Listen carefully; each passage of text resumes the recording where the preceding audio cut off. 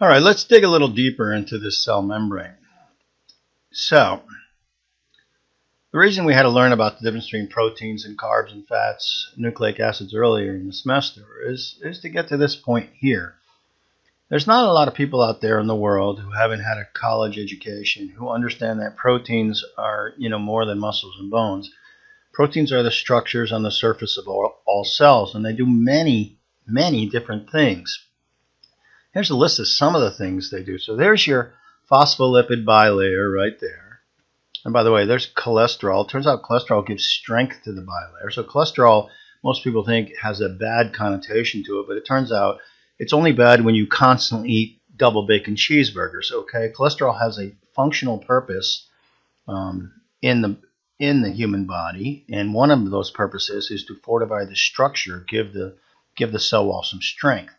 Here's a protein called a cytoskeletal protein, which gives structure to the cell. We will talk about those maybe a little later when we talk about microtubules or neurofibrillary tangles if we get to the discussion on Alzheimer's disease.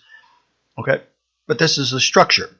There's also adhesion proteins. Adhesion proteins just basically hold stuff together and allow, especially during early development, allow for those early cells to migrate from one point to another. Over here we have recognition proteins. This is the sort of immune response. This is often called an MHC, or major histocompatibility complex. This is the one that recognizes bugs, viruses, bacteria, or any foreign agent, cancer, stuff like that. So every cell has a self-recognition protein, and if it sees something that is not self, it sends out the immune system to attack it. The rest of these are all pretty much what we're going to talk about this semester. These are transport proteins generally. They can be channels. They can open up channels for ions to move across the membrane. They can be transporters. We'll talk about these. This is how once the neurotransmitters are released into the synaptic cleft, they can be transported back up. This is actually something that both Prozac and MDMA, ecstasy, work on. We'll talk about that a little later in the semester.